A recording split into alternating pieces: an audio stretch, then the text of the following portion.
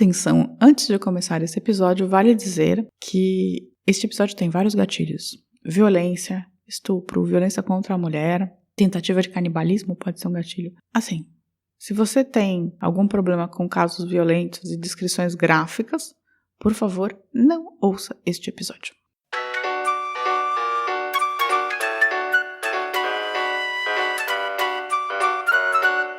Ela tinha voltado do Brasil e ela estava muito entusiasmada com o Tatu Canara. Não sei, isso aí pode ser intuição da mãe, sei lá, de outras crianças conversando, não sei. 10! Nota 10! Você vai gostar, hein? Bebê diabo parou o táxi na avenida. Ao vivo?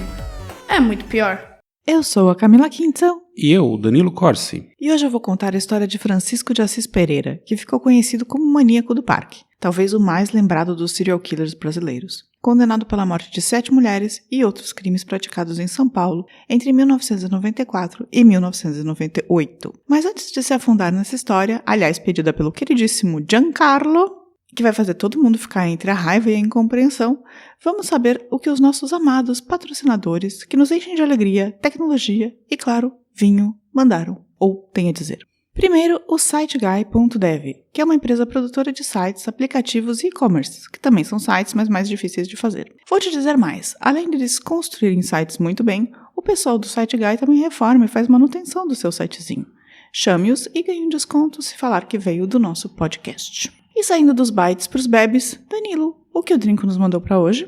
O vinho de hoje é o Knock Knock Caperucita Tinta Red Blend, um vinho espanhol feito com as uvas Tempranillo e Syrah, que homenageia justamente a história da Chapeuzinho Vermelha, como um aviso para as meninas nunca entrarem na floresta com o lobo. Uma coisa legal de dizer é que esse vinho dá um bom presente, pois o rótulo de um lobo com um hood vermelho é bem bacanudo e custa menos de R$40. Quando der para visitar de novo, só levar pro anfitrião. Dito isso, brinde história? Tchim, tchim. Tchim, tchim. Um rosto normal, uma voz normal, que escondem um matador em série. No programa de hoje, o criminoso que parou o país. Francisco de Assis Pereira, o motoboy, o maníaco do parque. Acho que vale a pena, nessa história, a gente seguir meio a linha condutiva da polícia, indo das primeiras descobertas de corpos para depois as investigações e então falando sobre o assassino. Tudo bem pra você, Danilo? Tudo, mas a polícia investiga direito? Investiga, nesse caso não descobriu, né? Então vamos lá. No dia 4 de julho de 1998, a polícia recebeu um telefonema de um rapaz que tinha entrado na mata do Parque do Estado, atrás de uma pipa, e encontrou um corpo. Eu chamaria isso de trauma, você? É bem ruim a situação. Não só, era o corpo de uma mulher jovem, nua, e também um corpo posado, que não estava normal. Estava como se ela estivesse de 4, o que já de cara indicava um assassinato, né? Porque não era natural encontrar um corpo nessa situação no meio da mata. A polícia começou a olhar ao redor e cerca de 5 metros do local, ainda no dia 4, acharam mais um corpo, esse já em avançado estado de putrefação, também nu. Isso foi uma constante em todos os corpos encontrados, nus ou apenas com uma peça de roupa, como botas ou uma calcinha. 2 dias depois, mais 2 corpos, também em avançado estado de decomposição, foram encontrados perto do local. Com 4 corpos, todos de mulheres jovens, nuas, e num espaço físico tão pequeno, a polícia entendeu que tinha um assassino em série para procurar. Mesmo a polícia brasileira, veja bem. 4 corpos não tinha muito como ser outra coisa, né? Os 4 corpos foram enviados para IMLs da capital e algumas descobertas foram feitas. Não haviam marcas de tiros ou facadas, mas 2 das vítimas tinham os dentes rosas ou arroseados, né? O que é um sinal de estrangulamento. A vítima, cujo corpo ainda estava bastante preservado, pois tinha morrido poucos dias antes, tinha marcas de mordidas fundas por todo o corpo e marcas de esganadura no pescoço. Todas tinham cabelos longos, escuros e cacheados. Todas tinham também mais ou menos a mesma altura. Aí a polícia conseguiu concluir que era assassinato mesmo. A polícia concluiu que era assassinato e concluiu... Tinha uma que, na verdade, a princípio eles não conseguiram dizer se era assassinato ou não. Que era que não tinha nem as marcas de esganadura, nem os dentes arroseados, sabe? Mas era meio óbvio, né? Porque era um corpo... Sim, tudo no mesmo lugar, né? Poucos dias depois, a polícia conseguiu reconhecer a primeira vítima, Selma Ferreira de Queiroz. Ela havia ido fazer o exame demissional no dia 3 de julho e desapareceu. Mas uma coisa estranha aconteceu entre o desaparecimento e encontrar o corpo de Selma. Um homem ligou para a casa dela, pedindo para falar com a irmã de Selma, Rosângela. Uma amiga se fez passar pela irmã, que estava muito abalada. E a voz do outro lado pediu R$1.000 para não matar Selma. E não foi a única ligação. Logo depois ele ligou novamente para dizer que havia espancado a moça e como ela era muito gostosa tinha se deitado com ela. Imagina ser da família e receber esse tipo de ligação. Algo a dizer, Danilo? Não tem nada a dizer sobre isso. Surreal, né? Então Mas a Selma nesse momento já estava morta, né? Aí a polícia foi colocar no sistema esses 4 corpos encontrados e descobriram algo impressionante. Outro corpo havia sido encontrado no mesmo parque do estado, bem próximo, 6 meses antes, em janeiro. E uma ossada havia sido encontrada em maio. Com isso, dava 6 corpos. Então, um em janeiro, 1 em maio e 4 em julho. Conseguiram identificar Raquel Mota Rodrigues, de 23 anos, como a moça que havia desaparecido em janeiro. Falaram então com a prima confidente de Raquel. Ela contou que Raquel tinha ido do Rio Grande do Sul para São Paulo alguns meses antes. E que no dia que desapareceu, ela tinha ligado para essa prima e falado que tinha encontrado um moço que tiraria fotos dela numa floresta para uma marca de cosméticos. A prima falou, não vai, tá estranho, né? A Raquel ainda chegou a concordar, falou, não vou, mas foi. E infelizmente perdeu a vida. Um velho golpe, né? Então, recado, nunca vá para uma floresta com estranho e tira fotos para uma marca de cosméticos. Não, okay? Nunca vá para uma floresta com nenhum estranho. Mas com a história da Raquel, a polícia conheceu um padrão de abordagem, né? Ou reconheceu um padrão de abordagem. O assassino dizia para as vítimas que era fotógrafo para uma multinacional de cosméticos e as chamava para fazer uma campanha com o tema selva, por isso na mata, perto do zoológico. Ele abordava mulheres no metrô, mais especificamente na linha azul do metrô, em São Paulo, entre Santana e Jabaquara. Aí, com a divulgação da estratégia, algumas mulheres que tinham sido abordadas e até mesmo mulheres que haviam sobrevivido a agressões e estupros entre 1996 e 1997 começaram a aparecer. Todas tinham um elemento em comum. Ao entrar na mata, Francisco, né, depois a gente descobriria, o homem, ele era carismático e tal, ele se transformava quando ele entrava na mata. Ele já começava a agredi-las e até suas feições mudavam. Essas sobreviventes ajudaram a polícia a criar um retrato falado do agressor. Vale dizer que algumas ele deixou escaparem, após abusar delas. Uma delas mordeu o pênis de Francisco e conseguiu sair correndo, e uma desmaiou depois de ele garroteá-la, né?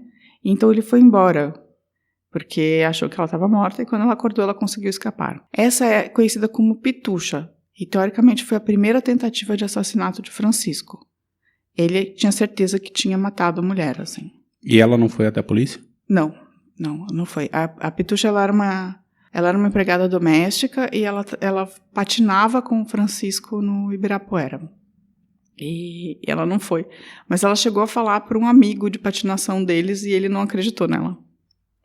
Ela chegou a contar essa história para um amigo e ele não acreditou na época. Nisso, com a repercussão, uma das mulheres foi à polícia e levou um cartão de uma empresa de motoboys com o nome Jean. A história é mais ou menos assim.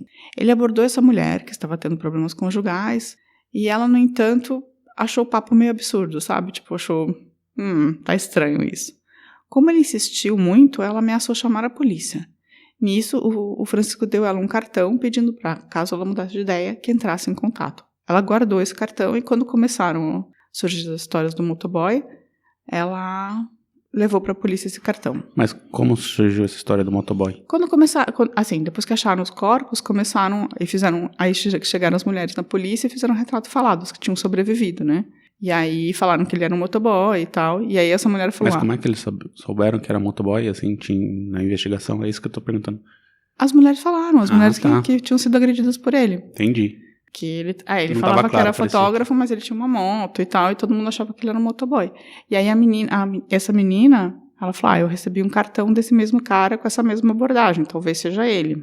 E aí, quando a história começou a aparecer, que ela viu a polícia falando, mostrou o retrato falado e tal, ela falou, eu vou levar esse cartão para a polícia. Aí a polícia foi à empresa para descobrir que Francisco tinha deixado um bilhete de demissão e tinha desaparecido. Entre as coisas que ele deixou, um recorte do jornal com o retrato falado do maníaco do parque. Então ele já tinha percebido que a polícia tinha começado a chegar mais perto e ele fugiu.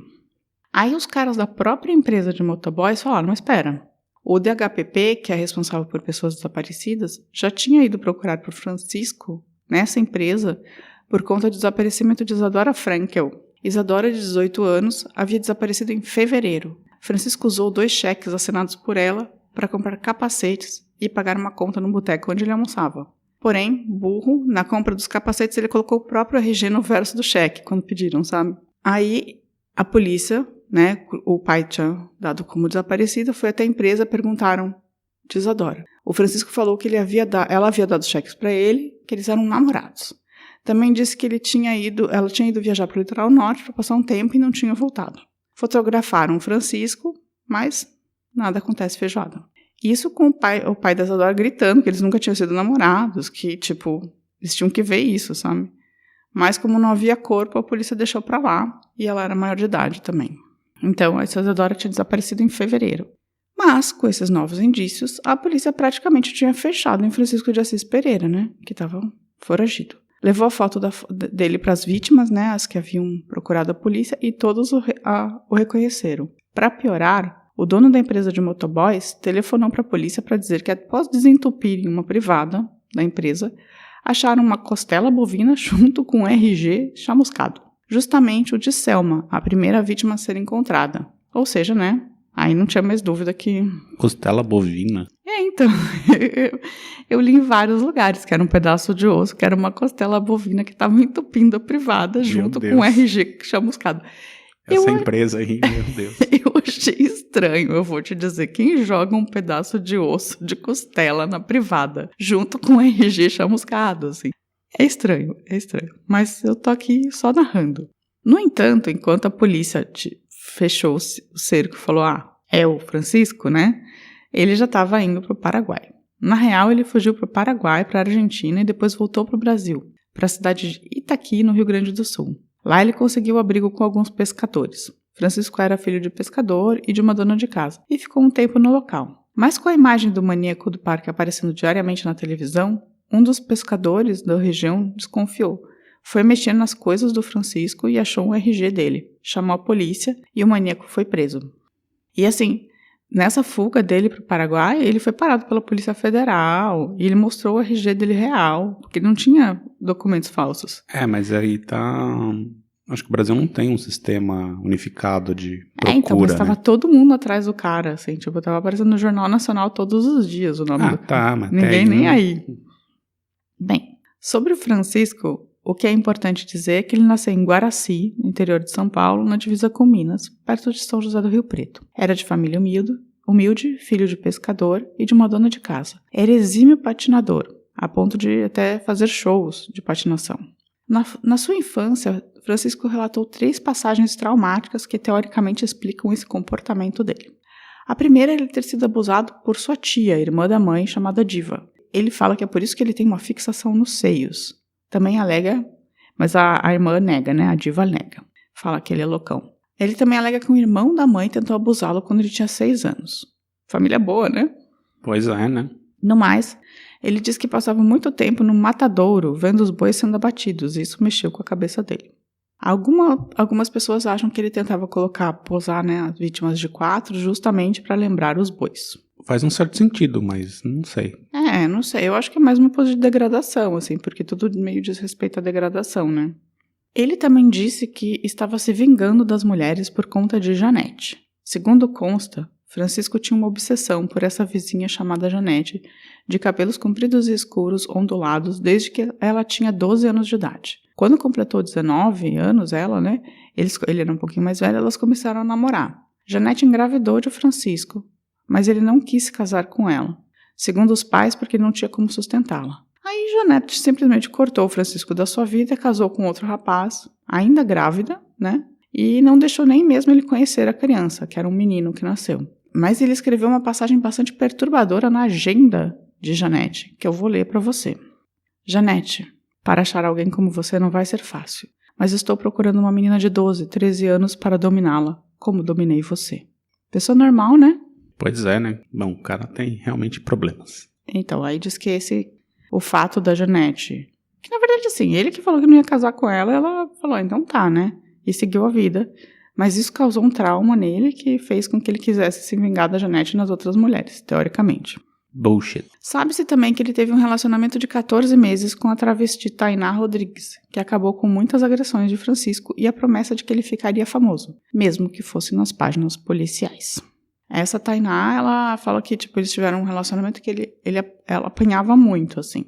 E depois, os caras da empresa de motoboy contaram que uma vez, a única vez que o Francisco perdeu a calma foi uma vez que um cara chamou ele de homossexual na empresa. E o Francisco agrediu o outro motoboy, assim, violentamente. Então, o cara é realmente um psicopata. Tá? Segundo relatos, o Francisco não conseguia manter relações sexuais de forma normal, sofrendo para manter a ereção, por sofrer terríveis dores. Nos seus depoimentos, ele afirmou que cada vez mais o prazer vinha das mordidas, da fantasia de consumir a carne das suas vítimas, de mastigá-las. Ainda assim, ele efetuava atos sexuais com ela, mesmo depois de mortas, necrofilia. Outro hábito era visitar a vítima várias vezes, no tempo que ele ficava ao lado do cadáver, beijando os corpos. É muito louco essa história, né?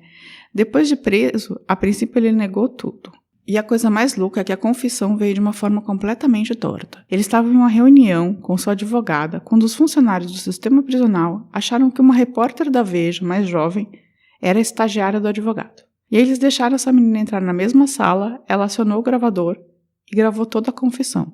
A capa da Veja saiu. Fui eu. Depois de ter saído a capa da Veja, a polícia adiantou o interrogatório dele e aí ele confessou de vez. O Francisco também ajudou a polícia a encontrar o corpo de Isadora Frankel. Ele indicou também o local que estaria a vítima Pitucha, mas a Pitucha, como a gente sabe, nunca morreu. Ela só desmaiou e depois ela acordou e foi embora da floresta. O Francisco foi a julgamento por 7 assassinatos, além de crimes contra 9 outras vítimas. Os crimes eram homicídio, roubo, estupro, ocultação de cadáver, atentado violento ao pudor e estelionato. Ele teve 3 julgamentos, somando uma pena de 280 anos. Como no Brasil o máximo que você pode cumprir são 30 anos de prisão, está previsto para ele ser libertado em 2028. Ele não teve uma vida fácil na cadeia, como todo cara que é estuprador ou que mata a mulher. Ele ficou a maior parte do tempo isolado, pois os presos o desprezavam.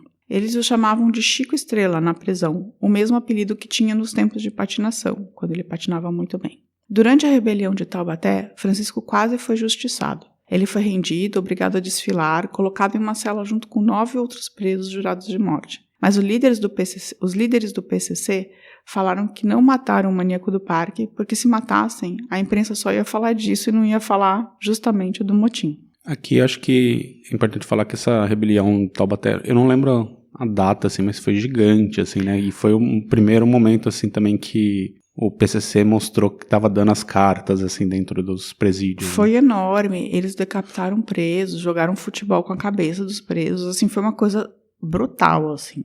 No nível que aconteceu uns 2, 3 anos atrás também. No Maranhão, né? No norte todo, assim. Foi isso. Bem, no entanto, depois do motim lá de Taubaté, chegou a sair a notícia de que ele havia sido morto. E ela veio do próprio serviço prisional. Até a mãe dele correu para a prisão e tal. Mas depois a informação foi desmentida. Pedrinho Matador, outro serial killer brasileiro famoso, que talvez até um dia valha um episódio, ele quis matar o maníaco do parque durante essa rebelião. Mas o PCC não deixou e você vê que o PCC manda mais que serial killer no Brasil. Manda, é o único que bota a ordem no serial killer. Vale dizer que os médicos o consideram semi-imputável. Ele tem um transtorno de personalidade, mas ele sabe que ele está fazendo errado. Ele só que não consegue deixar de fazer isso. Isso faz com que muitos acreditem que, se ele for solto, o Francisco de Assis Pereira vai voltar a matar. Eu acho que parece bem provável, né? Ele vai ser solto já idoso, né? Hoje ele tem 53 anos, ele vai ter mais de 60. Tá, mas isso não impede ele de matar, né? Não. É que às vezes alguns serial killers deixam de matar conforme a idade, né? Eles entram na andropausa e isso para de ter esses instintos sexuais, mas sim. Mas eu acho que não é que ele tenha sido, que o Estado tenha investido num tratamento dele dentro da prisão, né? Largaram o cara lá e dane-se, né? Não. Outro fato absurdo é que ele é um dos campeões de cartas apaixonadas na prisão. Só no primeiro mês, ele recebeu mais de 1.000 cartas. Ele chegou a se casar na prisão não uma, mas 2 vezes. A primeira foi em 2002 e ele se separou depois, pois a mulher começou a achá-lo muito violento. Vai dizer. Mas isso é um padrão, né? Assim, muito criminosos famosos, assim, sempre tem um fã-clube, né? Sim. E eu li em algum lugar que ele casou de novo, mas eu não vou afirmar com muita certeza porque foi só uma fonte. Hoje ele está preso em Iaras. Eu não sei onde é Iaras, você sabe, Danilo? Não em faço São ideia. Paulo. Não sei, não conheço. E como ele não faz muita atividade física porque ele não gosta de futebol, ele está obeso e passa o dia fazendo crochê e tricô para projetos sociais. Ele ainda vendia algumas peças antes da pandemia, mas agora ele está não conseguindo vender nada. E ele está com muito medo de morrer de Covid, segundo fontes que foram pesquisá-lo em 2020. No final, vale dizer aqui que eu não sei quantas e quais são as vítimas, assim, todas, né? Ele foi condenado por 7 mulheres, mas é tido como certo que ele tenha matado pelo menos 9, com 2 não reconhecidas. Em muitos lugares diz que ele matou 11 mulheres, mas na verdade eu não consegui confirmar isso. Eu procurei, assim, tipo, não tem um lugar que tem uma lista cronológica de todas as mulheres que morreram e eu acho que algumas se confundem. Por exemplo, sabe a Pitucha? Teve 2 que fugiram dele desse jeito, assim, desmaiando, e que podem ser consideradas mortas por ele ou não e tal. E ele é meio mitômano também, né? Ele trocou os números várias vezes, mas tem-se que ele matou até 11 mulheres, mas ele foi condenado pela morte de 7. Os 6 corpos que apareceram, né, que eu falei, e mais uma que apareceu não no Parque do Estado, mas na verdade é na mesma mata, que a mata é grande, mas não é mais no Parque do Estado, é lá do outro lado, assim. Então eu não sei. E essa foi a história do maníaco do parque, o Francisco de Assis Pereira, e da caçada a esse serial killer brasileiro, que talvez seja o mais conhecido, né, Danilo? Tem os antigos, também tem o Febrônio que a gente contou, né? O Febrônio a gente tem episódio, mas ele não é conhecido. Você fala tem qual o serial Chico killer... Picadinho, né? Tem, mas se você falar... Os nomes de serial killer brasileiros são péssimos, né? Mas se você falar para as pessoas, fale um serial killer brasileiro, acho que as pessoas vão falar do Maníaco do Parque. Eu acho que ele é o mais recente, assim, eu acho, e teve uma cobertura bem extensa na imprensa, né? Faz 20 anos, foi em 98, né? E ele tá preso há 20 anos também. O fato é que, assim, do modo geral, no Brasil, assim, ser serial killer é relativamente tranquilo, porque não existe um sistema unificado para saber se o cara sair matando em 3 estados diferentes, ninguém vai saber. A chance de existirem muitos serial killers no Brasil e a gente não tem a menor ideia é imensa, assim, é imensa, porque é que esse caso eles deixou os corpos muito um do lado do outro. Assim. Ele tinha um padrão e só atuava ali, né, mas se ele tivesse feito 3 em São Paulo, mudado pro Rio, depois pro Belo Horizonte, ninguém ia saber nada, né? Ou aqueles serial killers americanos, assim, sabe? Que, por exemplo, matam prostitutas na BR, sabe? Sim. Tipo, que ficam viajando pelos Estados Unidos e matando mulheres. Meu, esses aí, tipo, no Brasil nunca Não, ia ser menor encontrado, chance. assim. Ele poderia ser preso porque, sei lá, tentou matar e não conseguiu e foi ser preso em flagrante. Meio oportunidade, assim, mas ninguém vai conseguir juntar todos os crimes, né? Tanto é que nesse crime mesmo é tudo meio confuso, também, sabe? Eles conseguiram só... Ele foi condenado por 7 mulheres porque ele tinha confessado e tinha meio o mesmo padrão. Mas as mais antigas, ninguém sabe, assim, sabe? Se ele não confessou... Sim, e quando ele começou a matar, ninguém sabe. Né? As pessoas acham que ele começou a matar em 98 mesmo, assim. Mas pode ser que não. Sim, ele pode ter deixado em outros lugares e depois achou que o Parque do Estado seria o ideal, mas ele pode ter deixado em outros lugares, né? E ele confessou só essas mortes. Ele nunca confessou nenhum dos outros... crimes, sabe? As outras tentativas, estupros, ele nunca confessou nada disso. Só as mortes, assim, sei lá por quê também. Gostou da história, Danilo? Fama. Não tem que gostar dessa história, né? É uma história que existe, né? Eu sei, mas você gostou da minha narração? Sim, foi boa. Adorável? Você conhecia bem Conhecia, assim, não todos esses detalhes, mas eu tava na Folha nessa época, assim, então, e eu trabalhava do lado do NP, assim, que deitou e rolou nessa história. Sim, sim. É triste, né? Pensar. Bizarro, mas assim, eu não acho que ele seja o único, não acho que tem mais desses padrões assim no Brasil, a gente só não sabe. E uma pergunta que sempre tem nos Estados Unidos, que é nature or nurture, que seria traduzido como natureza ou criação, o que você acha que forma um serial killer? que forma um serial killer, eu acho que é justamente a criação. Se ele nasce um serial killer ou ele é criado para ser um Ele serial é criado killer? para ser. Eu acho que é uma mistura um pouco das duas. Eu acho que sempre tem algum neurônio que não tá bem, mas que também a criação é o definidor, assim, no final das contas. E tem muito serial killer que bateu a cabeça, né? Tem essa história também, tipo, às vezes...